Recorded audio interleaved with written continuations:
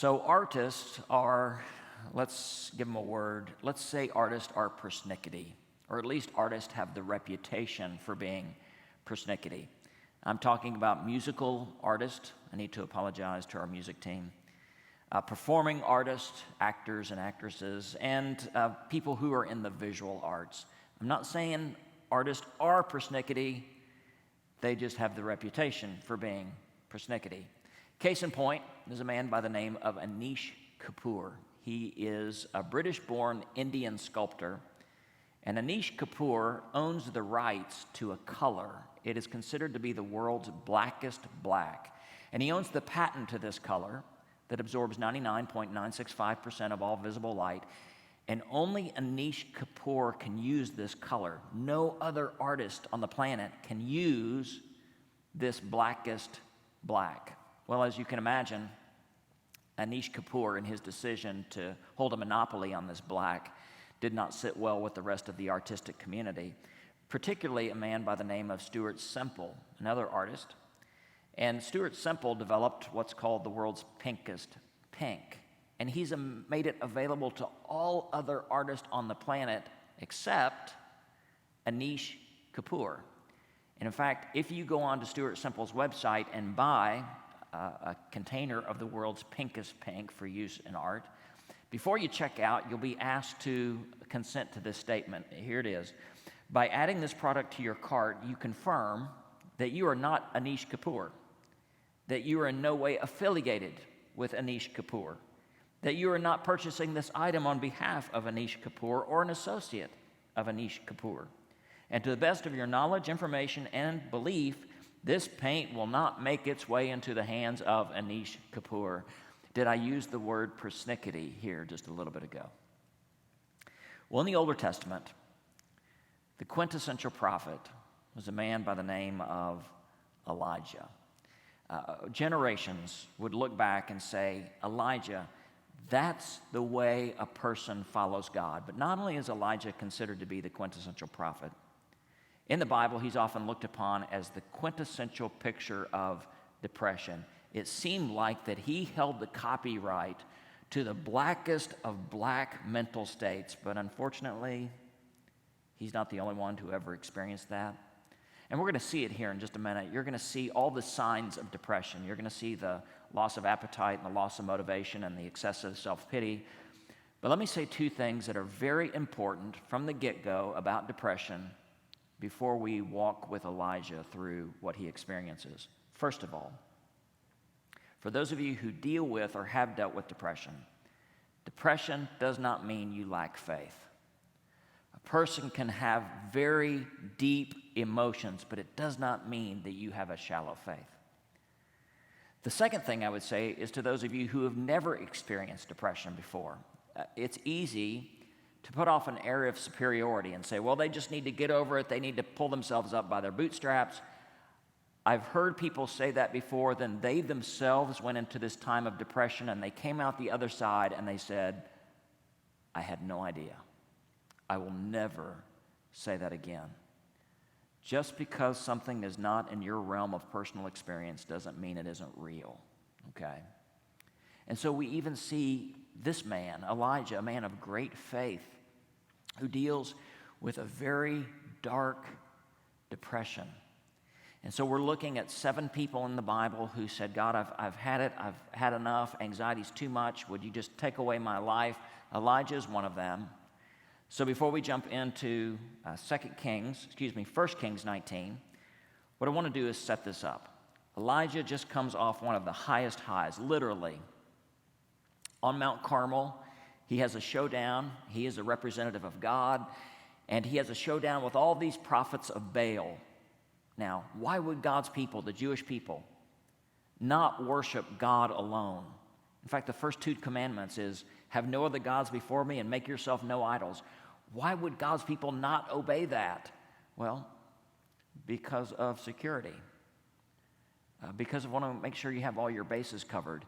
In an agrarian society, you are 1 year away from a famine at all times.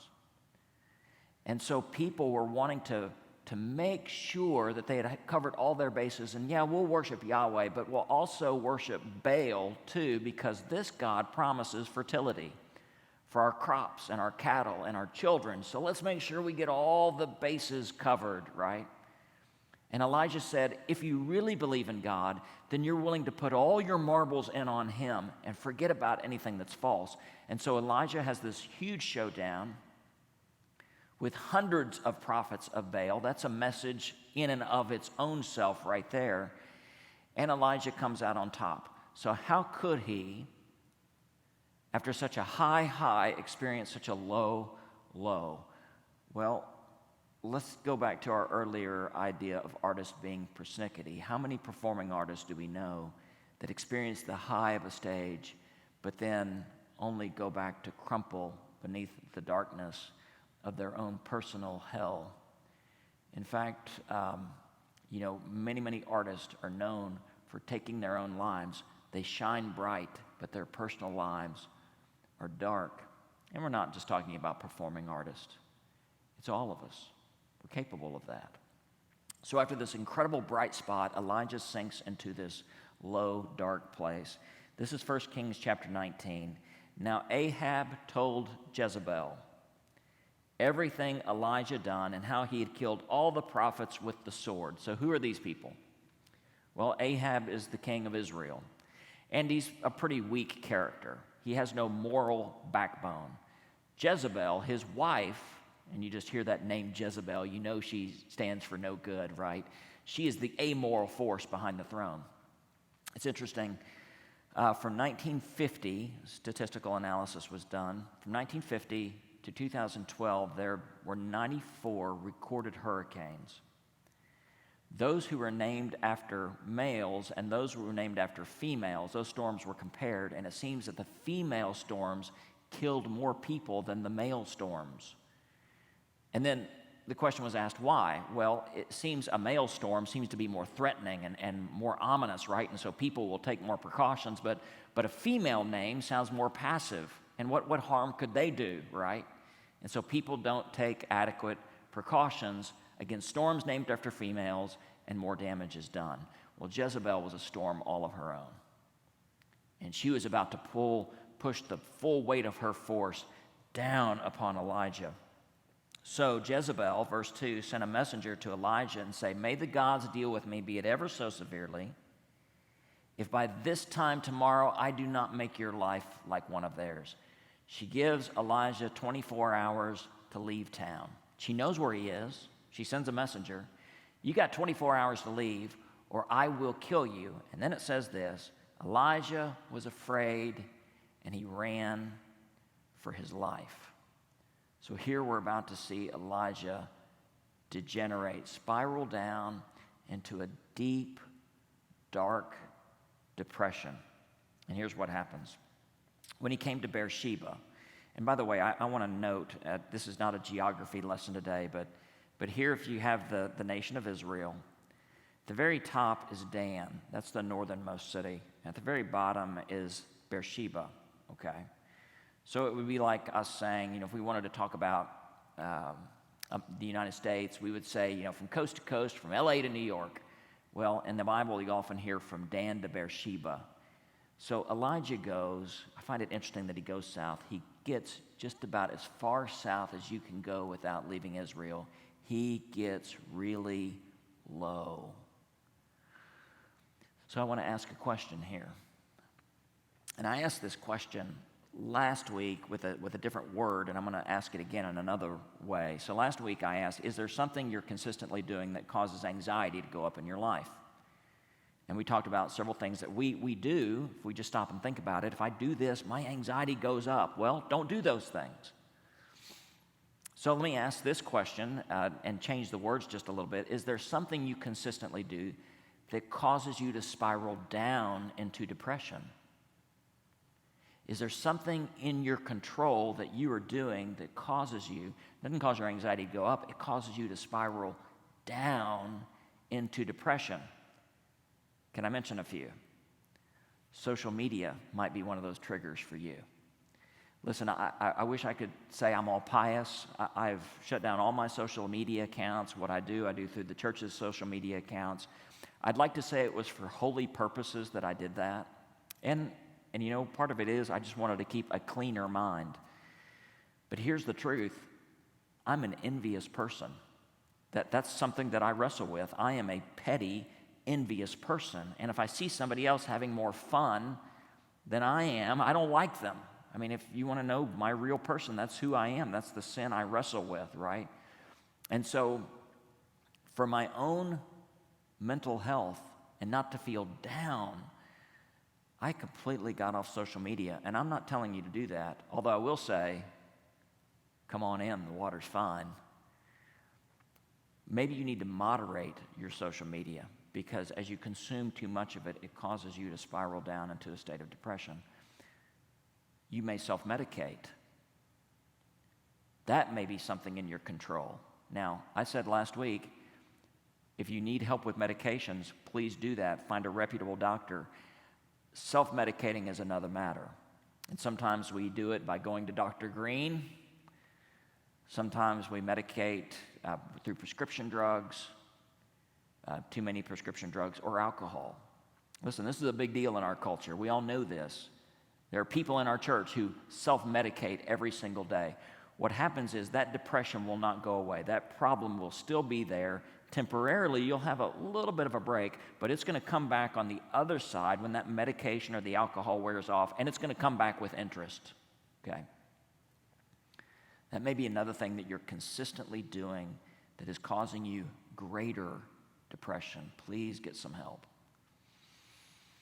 I'll mention isolation here again, because isolation causes our anxiety to go up, and it causes our depression to dig down deeper. I want to make you an offer for those of you who continue to watch only online. I'm starting a new community group on June 5th. We're going to meet in the fellowship hall at 9:45 on Sunday mornings. Part of what we're going to do in that study, I'm going to lead it for 6 weeks, and we're going to go through this book, Learning to Tell Myself the Truth. This book really helped me at one point in dealing with anxiety. And anxiety is kind of the trigger of so many other things. It can lead to anger and anxiety and depression and perfectionism. So let me encourage you, if you're continuing to watch only online, join me in this small group on Sunday morning, 9:45, Fellowship Hall. This book is going to cost you $20, but it's worth a whole lot more than that. I'm inviting you to get out of your isolation and to push back against anxiety and depression. There is a way out, but you've got to make the move.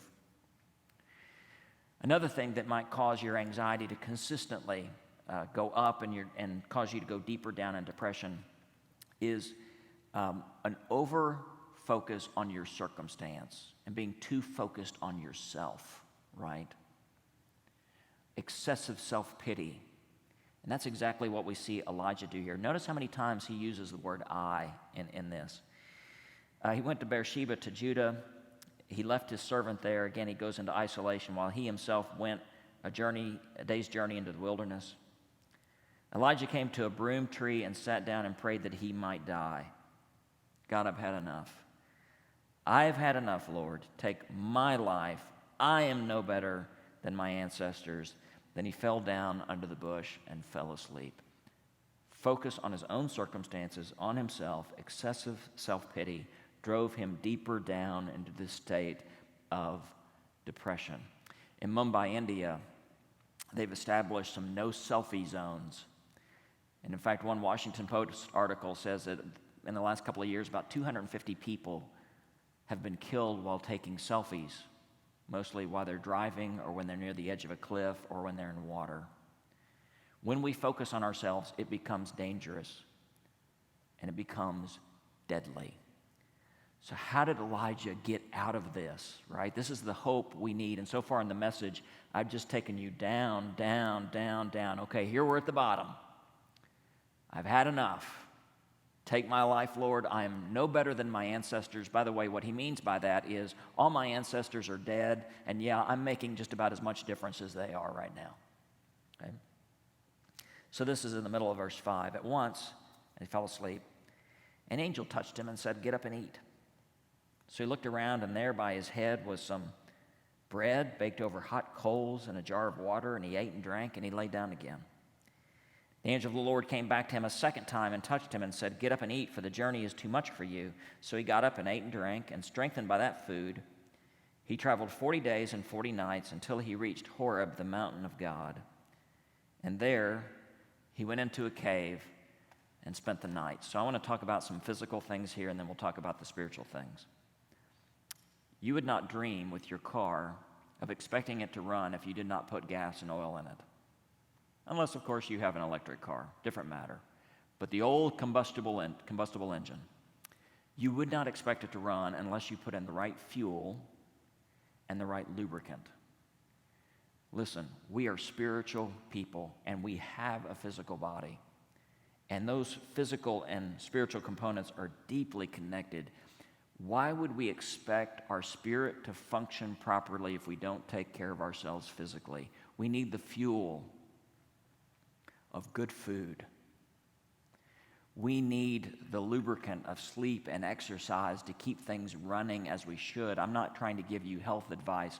I'm just asking you to have this moment of common sense.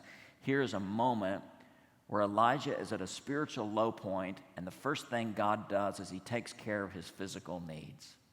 Isn't that beautiful? And he takes care of them in some very miraculous ways. By the way, I think one of the most spiritual things that you can do is take a nap.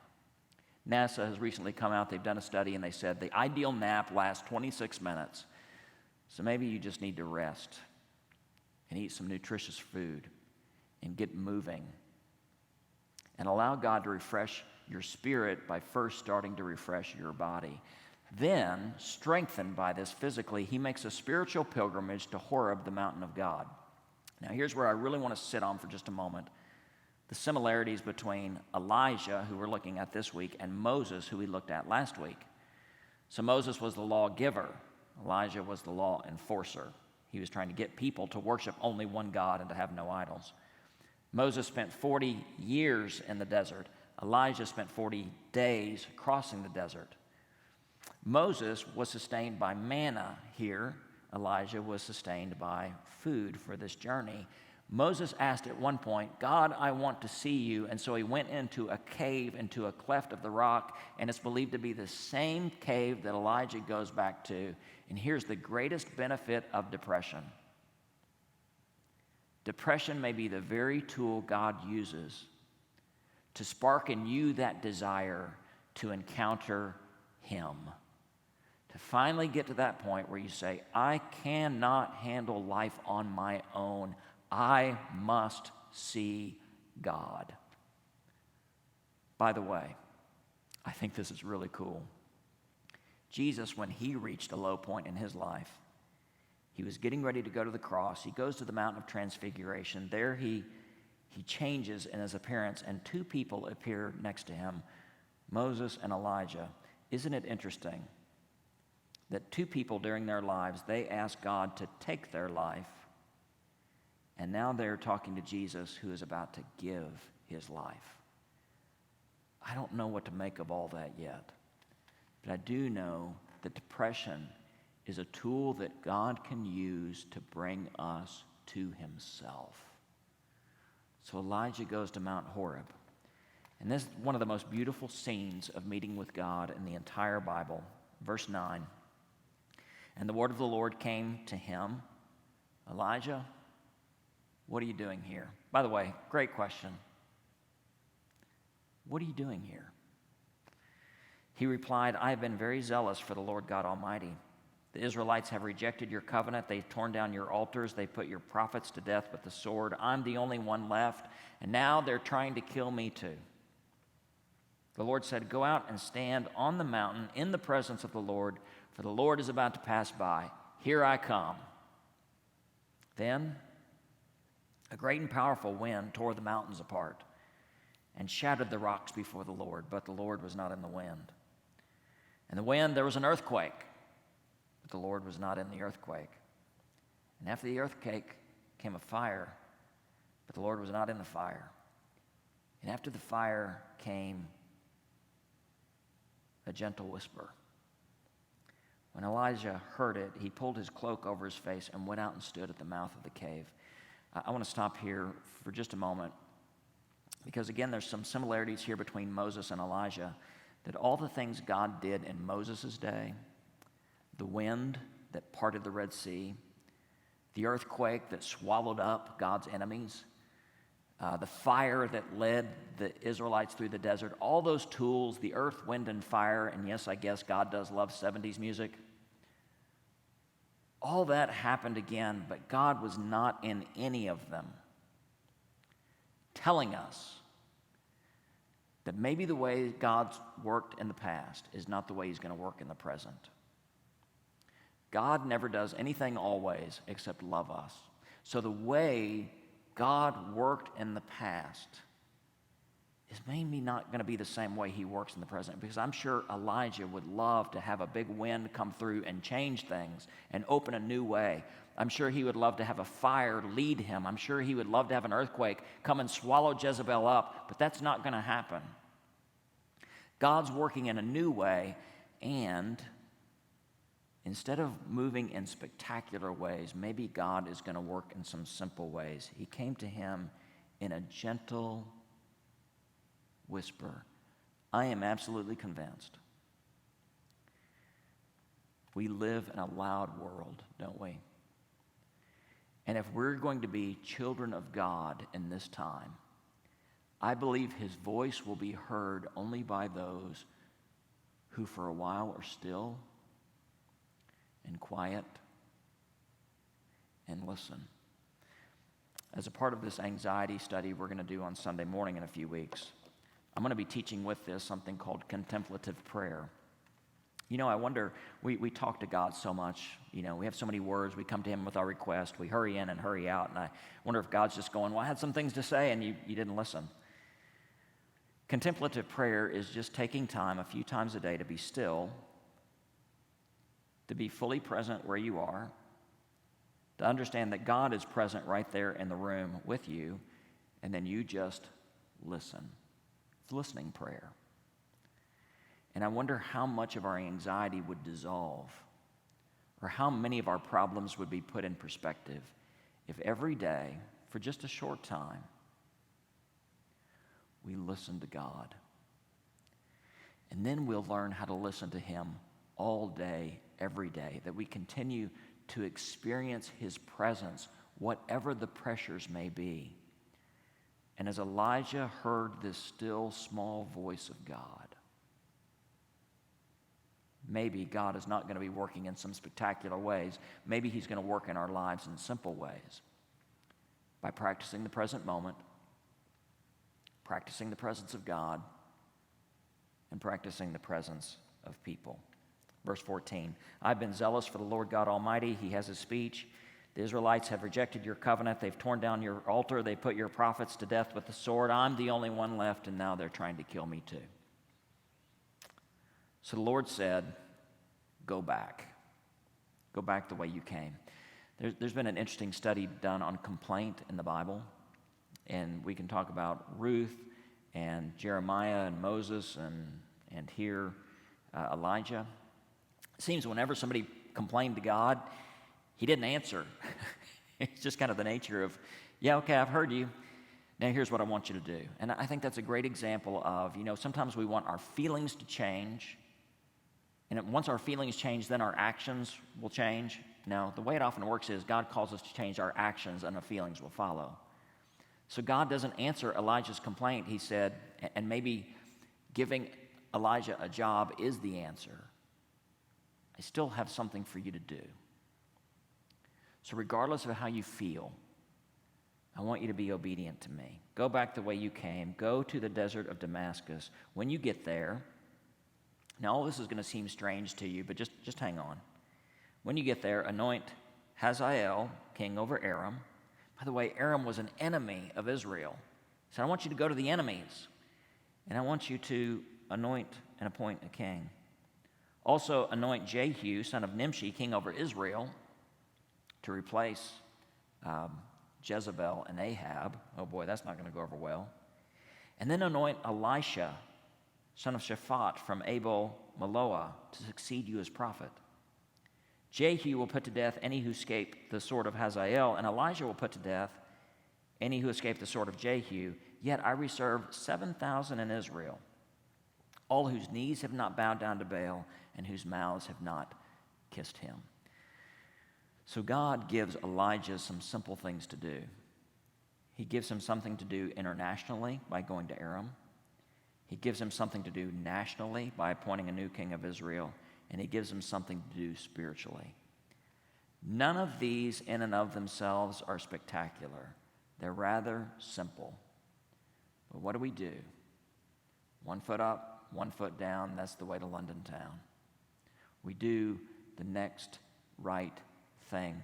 And by the way, God says, Elijah, you might need to get over yourself because there's 7,000 more just like you who I have been holding in reserve. They're still out there. You may not know them, but they are there.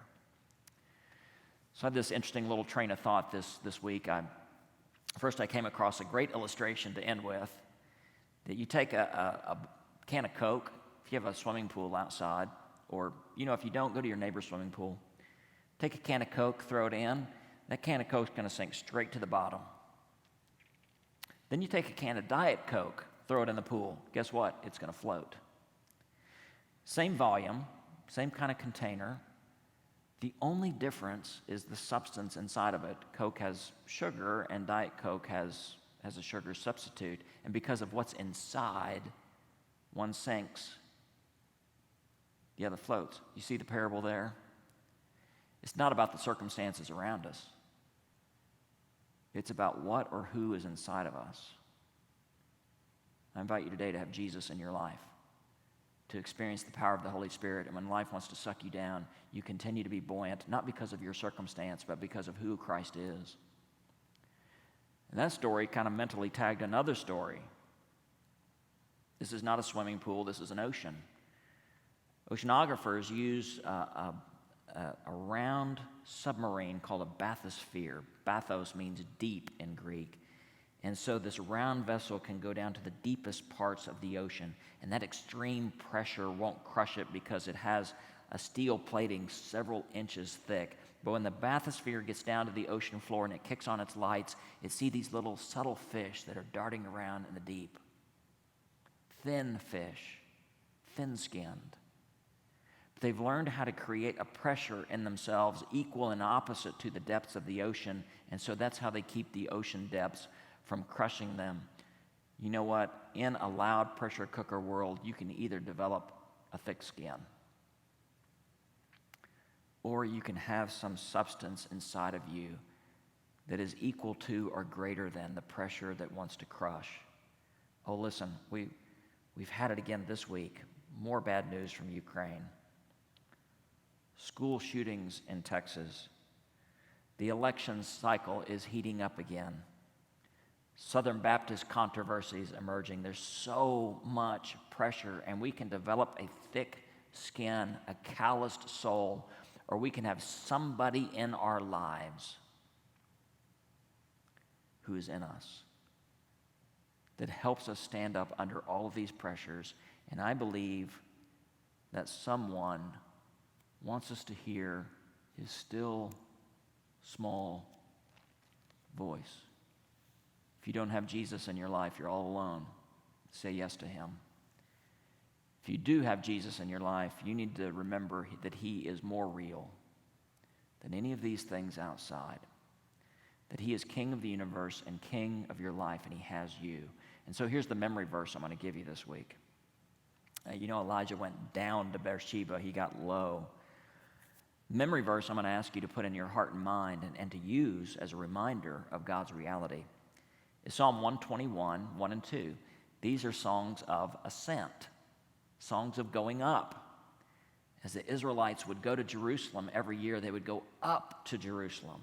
They would have to literally go up in elevation to go to the temple. And they had these songs of ascent as they were going up. Psalm 121, I lift my eyes to the hills. Where does my help come from? My help comes from the Lord, the maker of heaven and earth. That entire psalm is worth memorizing, but especially those first two lines. that God is your creator, that God is your Savior, and God is your sustaining presence. God, I pray over every person who hears this message, particularly those who deal with depression.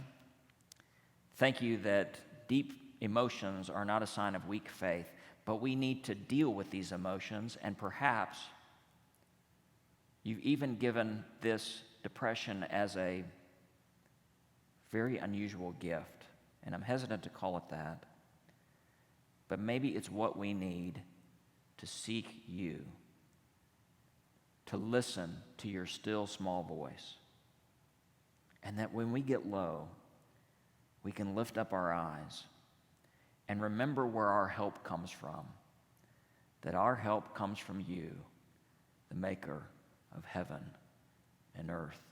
Now may the Lord bless you, and may the Lord keep you. May the Lord make his face to shine upon you, and may God grant you peace, now and forever. Amen.